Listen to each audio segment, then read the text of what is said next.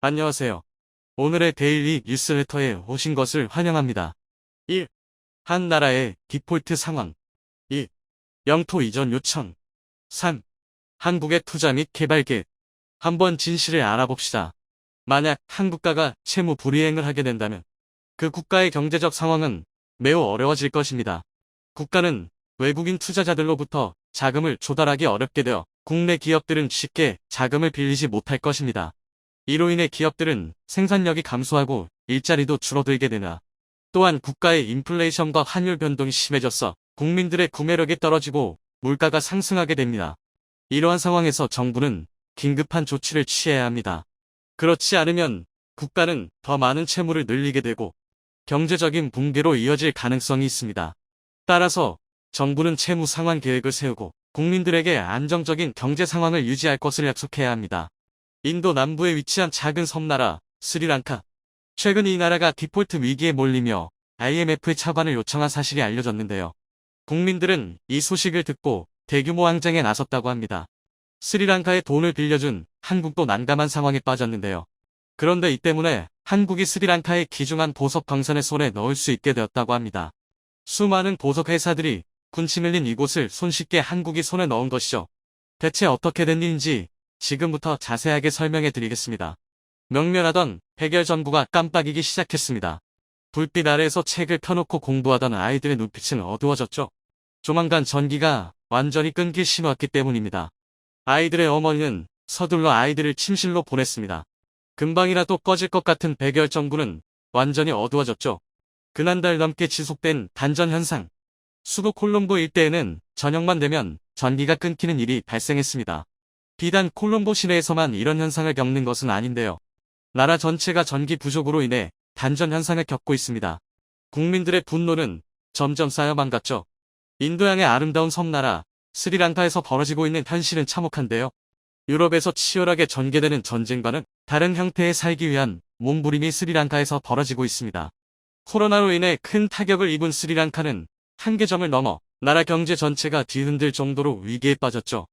스리랑카 대통령인 라자팍사는 이러한 문제를 도외시하면서 권력에만 집착하는 모습을 보였습니다.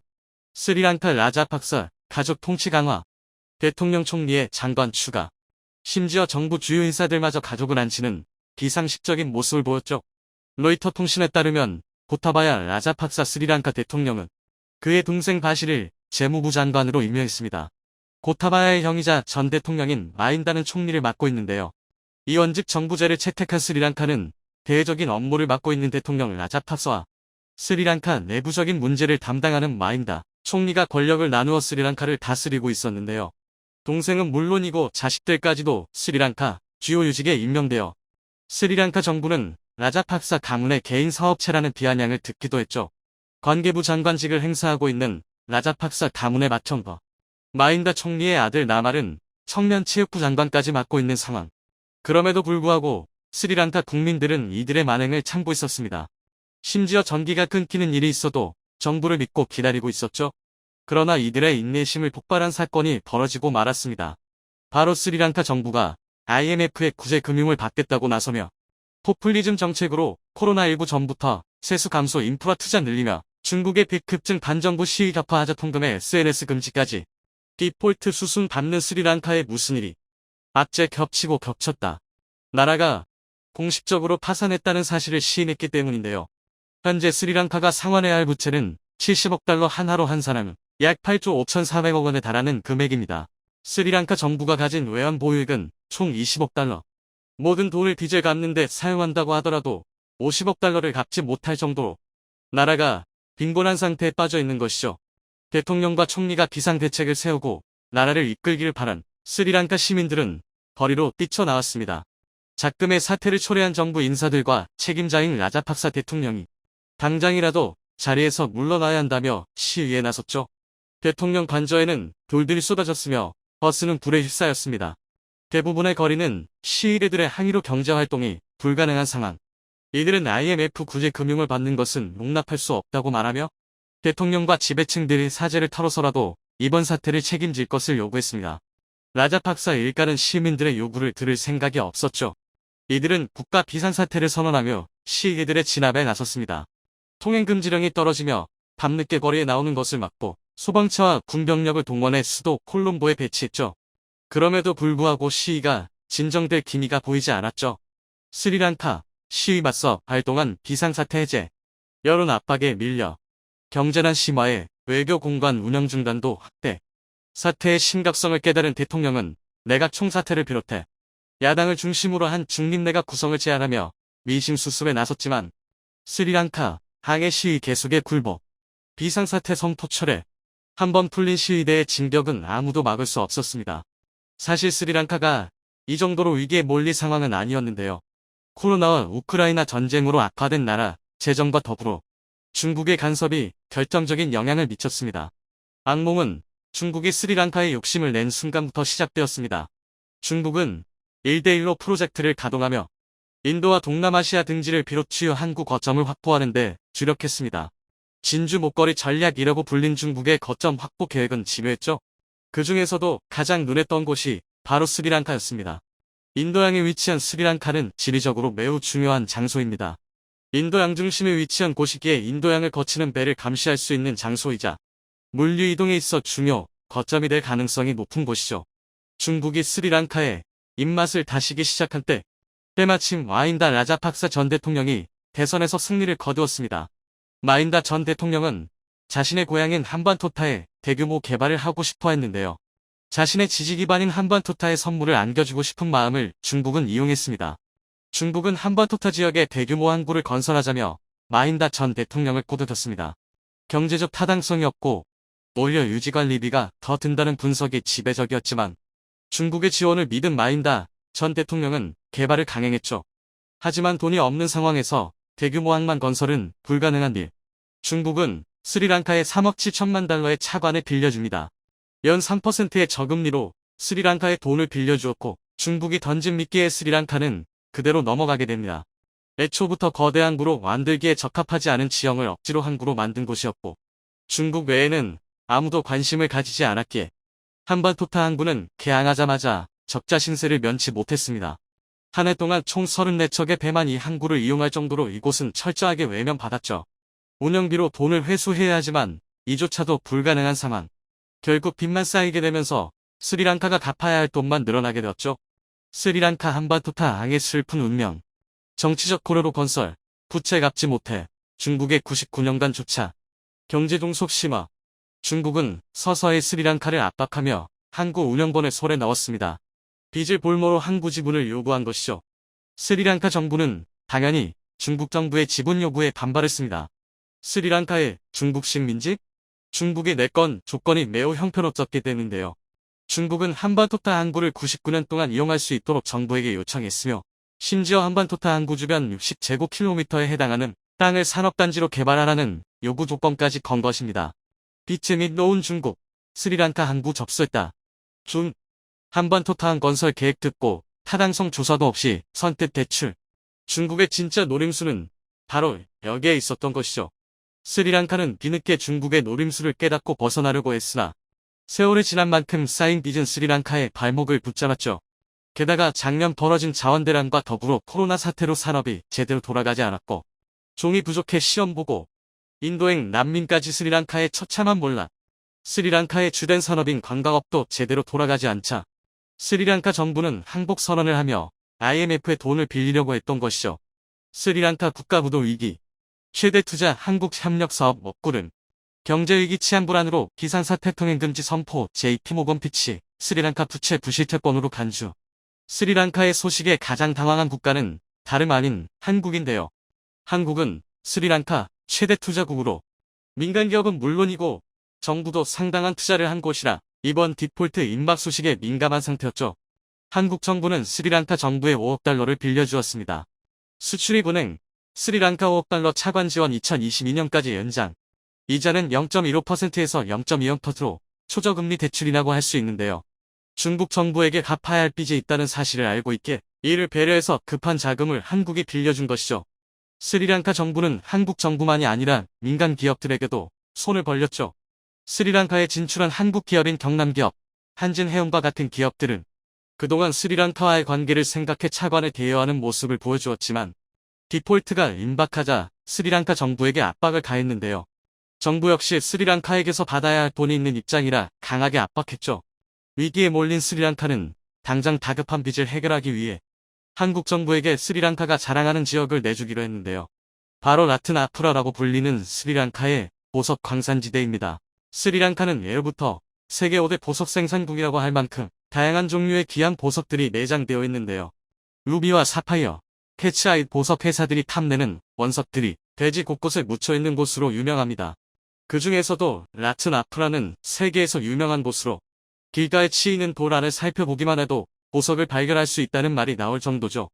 이곳에는 국가에서 운영하는 여러 광산들이 있는데 디젤 광산으로 대신 갚겠다는 것이었고, 스리랑카에서 발견되는 보석들은 최대 크기를 자랑하는 것들이 많습니다. 과거 라트나프라 깊숙한 곳에 위치한 광산에서 1401.49캐럿에 해당하는 블루스타 사파이어가 발견되어 세간의 화제를 불러일으킨 일이 있었는데요. 최고 2074억 원, 세계 최대 사파이어 아담의 별 스리랑카서 채굴, 최고 1억 7,500만 달러, 한화로 2074억 원에 달하는 이 원석만 아니라 다른 국가의 원석들도 발견되는 귀중한 곳이죠. 스리랑카 정부 입장에서도 주요 수입원이 될 수 있는 곳이기에 팔기 쉽지 않은 곳이나 현재 급한 불을 끄기 위해 한국에게 광산을 넘기기로 한 것이죠. 이미 과거 빚 협상을 위해 한국에게 중국과 마찬가지로 스리랑카에 위치한 항구를 제공하기로 얘기가 나왔지만 스리랑카 내부 반발과 매력 없는 항구 위치로 인해 한국은 제안을 거절한 바 있었는데요. 이번 보석 광산지대는 사정이 달랐습니다. 한국 정부는 광산지대에 묻혀있는 광물 수준을 검사하기 위해 조사대를 파견할 계획이라고 하는데요. 한국은 스리랑카로부터 보석 광산지대를 제대로 인계받을 수 있을까요? 유럽의 대표 선진국이라고 할 수 있는 영국, 프랑스, 독일 등과 비교해봤을 때 이제 한국은 절대 이들에 뒤처지는 나라가 아닌 동등한 선진국의 나라가 되어가고 있습니다. 오히려 보이지 않는 지표와 미래 발전 가치까지 계산하면 이미 한국이 유럽의 선진국들을 뛰어넘었다는 이야기도 나오고 있습니다. 단순히 한국인으로서 희망사항이 아니라 객관적인 지표가 이를 말해주고 있습니다. 하지만 유럽인들을 포함해 전 세계인들에게 한국의 이런 성장은 세계적인 불가사의 중 하나로 생각되고 있다 합니다. 그런 와중에 한국과 영국을 비교하는 사진미 하나 올라자 외국인들은 더더욱 경악할 수밖에 없었습니다. 그건 바로 한국과 영국의 산지 비율 차이를 극명하게 보여줬기 때문입니다. 사실 한국을 여행보는 수많은 외국인들이 도심에서도 어디에서나 볼 수 있는 한국의 산맥을 보고 감탄하기도 합니다. 한국인들 역시 사계절마다 변하는 한국의 아름다운 산들은 한국에서 살면서 행복함을 남겨주는 주요 요소 중 하나이기도 합니다. 하지만 국가적인 발전과 연관지어 봤을 때 무려 70%가 넘는 한국의 산지 비율은 최악의 조건. 산맥이 많은수록 그만큼 주거나 산업용으로 이용할 수 있는 토지 면적이 부족해지고 산업의 아주 중요한 요소인 교통에 있어서도 불리할 수밖에 없기 때문입니다. 영국의 경우 국토면적 대비 거주 가능지 비율이 무려 85%라고 하며 프랑스와 독일 역시 70% 이상. 이와 비교하면 한국은 국토의 전체 면적도 작은데 이용할 수 있는 평지의 면적도 현저히 작으니 발전에 있어서 당연히 어려움이 있을 수밖에 없는 것이죠. 그렇다고 해서 70%가 넘는 산맥에서 광물이 무수히 쏙마저 나오는 것도 아닙니다. 한국은 지리적 특성상 천연자원이 거의 없다시피 했고 그나마 캐내고 있던 석탄 산업은 진작에 끝이 났다고 해도 과언이 아니죠. 이뿐만이 아닙니다. 삼면이 바다로 둘러싸여 있고 북한과의 분단으로 인해 대륙으로 이어지는 길목 역시 모두 막혀 바다를 건너지 않으면 다른 국가와의 교류가 불가능한 지리적 특성도 가지고 있습니다. 만약 분단이 되지 않았다면 해안의 특성을 살림과 동시에 대륙으로도 육로로 진출할 수 있었기에 미는 엄청난 제약이라고 할 수 있습니다. 게다가 한국은 식민 지배에 이어 전쟁까지 일어나면서 그나마 사용하고 있던 국토마저 황폐화되어 버렸습니다. 이 모든 조건들을 유럽과 비교하면 한국이 지금의 위치까지 올라온 게 말이 되지 않는 것이죠. 한 외국인은 사람들 모두가 한국의 산을 아름다워하지만 자신은 소름이 돋는다는 반응을 보여주기도 했습니다. 이렇게 모든 조건이 성장을 가로막고 있는데 한국은 계속해서 성장해 나가고 있는 거고 도대체 한국인들은 얼마나 무서울 정도의 지능을 가지고 있는가 하는 생각이 들었기 때문이라고 합니다. 반대로 한국과 대비해 훨씬 유리한 조건을 갖추고 있는 유럽 국가들이 한국이 이렇게 성장할 동안 발전하지 못하는 모습에 한탄하는 모습을 보여주기도 했습니다. 러시아 연방의 해체 패배가 점점 다가올수록 러시아 시민들은 혼란에 빠지거나 어찌할 바를 모르고 있는 것이 사실인데요. 이런 가운데 패배한 이후 러시아가 연방 해체와 더불어 나라 잃은 민족이 될 수 있다는 관측이 나오고 있습니다. 이미 어떤 지역은 독립을 위해 목소리를 내고 있다고 하는데요. 최근 극동 지역에 위치한 한 도시 하바롭스크에서 한국을 외치며 반푸틴의 목소리를 높였다고 하는데요. 대체 이곳에서 어떤 일이 일어나고 있으며 하바롭스크의 지도자가 왜 한국을 외쳤는지에 대해 푸틴은 바보다. 뉴욕타임스가 공개한 음성에는 뚜렷하게 푸틴에 대한 러시아 군인들의 분노가 담겨 있었습니다. 어리석은 전쟁에 러시아 병사들은 지쳐 있었죠. 현지 시간으로 28일 러시아 병사들의 통신 기록을 감청한 미국 정보부는 언론을 통해 러시아 병사들의 실제 육성을 공개, 현 전쟁에 많은 이들이 분노하고 있으며 싸우는 당사자들도 예외는 아니라는 사실을 밝혔습니다. 전쟁 범죄와 러시아 정부에 대한 환멸이 가감없이 담겨 있었죠. 키이우 북부 위성도시 부차시의 주둔한 병력은 가족들이 그립다고 말하며 러시아로 복귀하길 원했습니다. 그들이 원했던 것은 평화로운 옛날이었죠. 그러나 이러한 소망이 이뤄지는 것은 현재 불가능에 가깝습니다. 대규모 동원령을 내린 푸틴은 주변의 만류에도 불구하고 자신의 뜻을 꺾으려고 하지 않았기 때문이죠. 그의 뜻에 거역하는 것은 곧 죽음이나 다름없는 일. 주변 관료들 역시 푸틴의 눈밖에 벗어나지 않기 위해 조심하고 있습니다. 말릴 사랑 하나도 없는 푸틴의 명령에 많은 러시아인들은 끔찍한 악몽을 꿔야 했습니다. 사랑하는 남편과 아들, 그리고 아끼는 이들의 사망 소식이 우크라이나 전장에서 끊임없이 전해지는 가운데 러시아인들은 더는 참을 수 없다는 판단을 내린 것이죠. 결국 대다수의 러시아인들은 발길을 옮겨 살 길을 찾게 됩니다. 로이터 통신은 도망치는 러시아인들의 모습을 취재했는데요. 조지아 국경 근처로 밀려오는 러시아인들의 모습에서는 불안과 초조, 그리고 당혹감을 그대로 느낄 수 있다고 합니다. 예비군 동원령 직후 짐을 싸서 탈출하는 이들이 기계 장사진을 치고 있지만 몰려드는 인원 때문에 이동이 여의치 않자 징집 대상자인 러시아인들은 산을 타고 넘거나 몰래 강을 타고 국경을 넘으려는 모습을 보였습니다. 그러나 이러한 탈주를 예측한 러시아군은 이들을 모두 체포했죠. 약한 경계망이라 생각되는 강과 국경지대에 병력을 풀어 도망치는 이들 러시아인들을 압송하는 한편 국경지대 수비를 강화하는 모습을 보였습니다. 안타깝게도 러시아인들을 수용하기 어려운 타국들 역시 러시아인 탈주에 도움을 주지 못하고 있습니다. 조지아 지역은 자국 군인을 파견, 조지아 국경지대 방어를 강화하는 한편 러시아인들 이주를 철저하게 동제했습니다. 북오세티아, 동아국 역시 이들을 받지 않았고 러시아인들에게 경고 메시지를 보내는 모습을 보였죠. 카자흐스탄과 몽골 지역으로 도망치는 이들 역시 매한가지였습니다. 살고자 도망치는 이와 죽을 장소로 보내려는 러시아 군의 충돌은 현재 진행형이었고 각자 도생할 수밖에 없었습니다. 이런 가운데 저항하려는 이들도 있었는데요. 대규모 시위를 조직하거나 징집 명령에 거부하는 행동을 보였습니다. 러시아 남서부 자치공화국 다게스탄에서는 대규모 시위가 벌어졌는데요. 남쪽으로 아제르바이잔, 조지아와 접한 이 지역에는 많은 수의 러시아인들이 전쟁을 반대하며 징집 명령을 거부하는 시위를 벌이며 푸틴 독재에 분노하는 이들로 가득 찼습니다. 징집 명령에 순순히 따르는 듯한 모습을 보인 러시아인들이 갑작스럽게 총기를 꺼내고 징집센터를 향해 총격을 가하거나 불을 지르는 행동도 관측되었는데요. 뉴욕타임스에 따르면 징집센터를 비롯한 군 건물 총 54채가 이번 동원령으로 인해 불을 타거나 총격에 휩싸이는 문제를 겪었다고 보도했습니다. 그리고 시베리아 동쪽에 위치한 하바롭스크시에서 심상치 않은 움직임이 일어났습니다. 1만 명에 달하는 인원이 모여 푸틴을 비난하는 한편 심지어 러시아 연방에서 독립하겠다는 이야기까지 등장한 것입니다. 그러지 않아도 현재 러시아의 장악력이 후퇴하는 상황이었기에 연방 해체와 전쟁 이후 상황에 대해 걱정하는 러시아인들이 많았습니다. 실제로 아제르바이잔의 경우 대놓고 러시아를 무시하는 모습을 보이며 옆 나라 아르메니아 침공을 계획 중이라고 하는데요. 아제르바이잔과 아르메니아는 오랜 기간 영토 분쟁으로 앙숙이었던 사이였습니다. 수적으로 우세한 아제르바이잔은 아르메니아 침공을 계획할 정도로 아르메니아 합병을 진지하게 고려했는데요. 그러나 러시아가 중간에 나서며 아르메니아를 방어했고 러시아의 힘에 굴복한 아제르바이잔은 형식적으로 아르메니아와 좋은 관계를 유지하며 살얼음의 노임 평화를 유지하고 있었죠.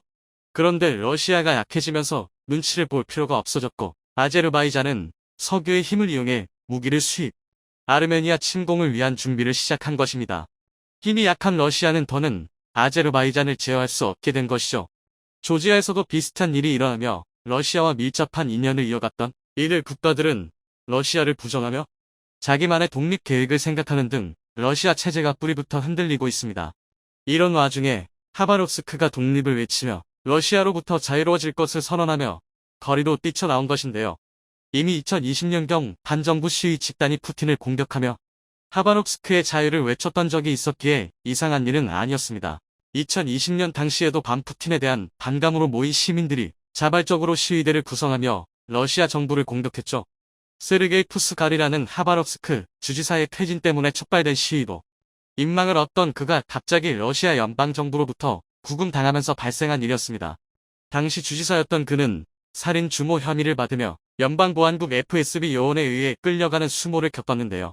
어떠한 항변 기회도 주어지지 않고 연방 요원들에 의해 모스크바로 압송된 그는 그 즉시 감옥에 갇혔습니다. 하루아침에 주지사를 잃은 하바롭스크 시 주민들은 당연히 설명을 요구했지만 푸틴은 이를 듣지 않았죠. 그저 2004년 범죄 조직의 기업인 사례에 푸스갈이 연루된 정황이 확보되었기에 구금했다는 설명만 있었죠. 푸스갈은 검소한 생활과 시민들을 위한 정책으로 큰 인기를 누렸습니다. 푸틴이 소속된 통합러시아당과는 반대되는 자유민주당 소속의 정치인으로 활동했는데요. 날이 갈수록 인기를 끌고 있는 그를 못마땅하게 여긴 푸틴이 그를 억제하기 위해 구금했다는 분석이 지배적이었습니다. 실제로 그는 억류된 이후 다시 햇빛을 보지 못했는데요. 이때 당시 10주 넘게 항의가 이어지면서 독립에 대한 이야기가 등장했었으며 하바롭스크 지역은 푸틴을 인정하지 않는다고 말하며 독자적인 통치를 원한다는 주장이 나왔었죠. 그리고 2022년, 지금도 이는 마찬가지였습니다. 특히나 하바롭스크 주민들 상당수가 젊은 남성들이었기에 피해는 말할 수 없을 정도로 극심했는데요. 하바롭스크 주민들은 일제히 들고 일어나 푸틴의 징집령을 거부했습니다. 푸스카를 대신해 주지사 대행을 맡은 자유민주당 소속 하바롭스크 주지사 대행 미하일 데그타료코는 시민들과 동참하며 푸틴의 명령을 거절하는 한편 한국의 도움을 구하는 모습을 보이게 됩니다. 하바롭스크는 한국과 30년 이상 교류를 이어가며 러시아인들을 위해 한국어 교육 프로그램을 열어주는 한편 한국 기업의 투자를 유치하며 인연을 이어갔는데요. 한국 역시 하바롭스크와 인연을 쌓은 것은 바로 하바롭스크의 경제적 가치와 고려인들 때문입니다. 과거 스탈린에 의해 끌려온 고려인 동포들이 극동 최대 도시 하바롭스크에 거주하고 있는데요. 이들은 하바롭스크에 상당히 영향력을 행사하며 하바롭스크 경제에 큰 이바지를 하고 있는데요. 이들과 오랜 인연을 쌓아온 자유민주당은 한국인들과 밀접한 관계에 놓인 사람들이죠. 그렇기에 자유민주당 계열 러시아인들은 한국과 협력해 하바롭스크 부흥을 꿈꾼 이들이 많았습니다. 한국 기업이 가진 놀라운 기술력을 하바롭스크에 퍼져있는 광물과 결합, 제조업은 물론이고 첨단 산업에 이르는 영역까지 협력할 수 있다고 바라본 이들이 많습니다. 그렇기에 이들은 한국을 주저없이 파트너로 선정하면서 러시아에서 독립하는 것은 물론 한국과 손을 잡을 수 있다고 말하며 한국에게 열린 자세로 다가온 것입니다. 블라디보스토크 다음으로 극동 아시아 지역에서 가장 큰 영토와 세력을 가진 하바롭스크를 한국이 품게 된다면 러시아 극동 지역의 넓은 영토는 물론이고 그 아래에 잠든 다량의 광물까지 손에 넣을 수 있는 상황. 당연히 한국의 영토가 넓어지는 것은 물론이고 이들과 협력을 통해 과거 잃어버렸던 옛 만주와 간도 영토까지 자연스럽게 한국이 회복할 수 있는 셈이죠. 우크라이나 러시아 전쟁이 가져다준 엄청난 기회, 한국이 이 기회를 놓치지 않고 사로잡길 바라며 한국과 협력한 하바롭스크 주민들이 러시아의 위협에서 자유로워질 수 있기를 기원해 보겠습니다.